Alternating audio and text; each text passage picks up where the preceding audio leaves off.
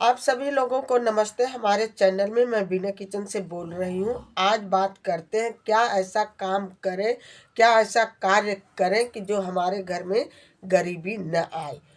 और पहले तो बता दें हमें क्या ऐसा कार्य करना चाहिए। सुबह उठ करके पहले सुबह उठ करके हमें धरती माता का पैर छू लेना, अपना हथेली देखना। उसके बाद हमें पहला कार्य यह है कि झाड़ू उठा करके अपने घर में झाड़ू लगाना, क्योंकि ये पहला ही कार्य है जो महिलाएं अपने घर में अपने हाथ से रोज झाड़ू लगाती है, उस घर में लक्ष्मी सदा निवास करती है। तो ये पहला कार्य पूरा जीवन जो महिलाएं अपने घर में कार्य ये करती हैं, उनके घर में कभी कोई कमी नहीं रहती है। लक्ष्मी माता हमेशा निवास करती हैं। कहती हैं कि ये गृहिणी घर को अच्छी तरह सजा के रखती है।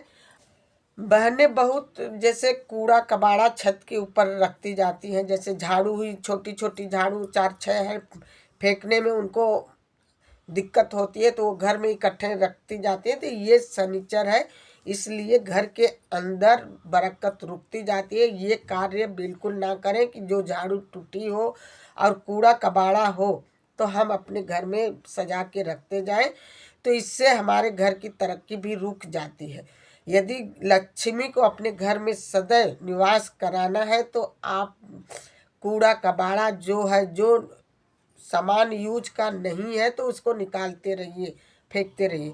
लेकिन शनिवार वाले दिन हमें न लोहा खरीदना चाहिए, न लोहा बेचना चाहिए, न लोहे की कढ़ाई लेनी चाहिए। इस बात का जरूर ध्यान देना। उल्टा नहीं लगाना चाहिए, सीधे लगाना चाहिए कि झाड़ू लगा करके दरवाजे से कूड़ा बाहर निकाल दे, क्योंकि नकारात्मक झाड़ू के साथ ही निकल जाती है। उस कूड़े को पन्नी में बांध करके डस्टबिन में डाल देना चाहिए। ये ना हो कि हम उल्टा ही कूड़ा घर के अंदर लेके आ रहे हैं तो हमारे घर में झाड़ू लगाने से कोई फायदा नहीं है।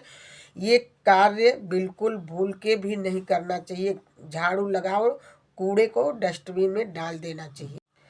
मुख्य अहम बात यह है कि अपने घर में जैसे बड़े बूढ़े हैं उनकी मान सम्मान करना चाहिए, उनको टाइम से भोजन देना चाहिए, टाइम से दवाई देना चाहिए। ये नहीं है कि पूरा दिन ही हम गपशप में लगे रहें तो हमारे घर में लक्ष्मी कहाँ से खुश होंगी।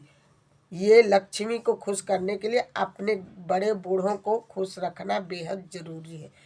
तो लक्ष्मी जी सदा निवास करती हैं हमारे घर में, कि इनके यहाँ बड़ों की इज्जत होती, मान सम्मान होती है। चलो इनके घर हमें सदा निवास करना है। पति पत्नी ये ना हो कि छोटी छोटी बातें पर लड़ जाए, तो इससे भी लक्ष्मी माता नाराज होती है। अपने घर में हमेशा लड़ाई झगड़ा नहीं करना चाहिए, माहौल बढ़िया रखना चाहिए, खुश रखना चाहिए। जिसे भी कोई कार्य करो कि मन को अच्छा लगे। ये ना कि अपने घर में कभी पति से, कभी सास से, कभी किसी से उल्टा सीधा बोलते रहें। तो ऐसा वचन मत बोलो कि जो कि किसी के मन दुखे। तो इसलिए अपने घर में लक्ष्मी को निवास करना, लक्ष्मी को पाना है, घर को तरक्की पर ले जाना है, गरीबी को भगाना है, तो अपने नियम कानून संयम से बरतो और कार्य करते रहो। क्योंकि जिस घर में हमेशा दांत बजता रहेगी, लड़ाई होती रहेगी, तो वहाँ लक्ष्मी कहीं कभी नहीं आती। इस बात का ध्यान देना।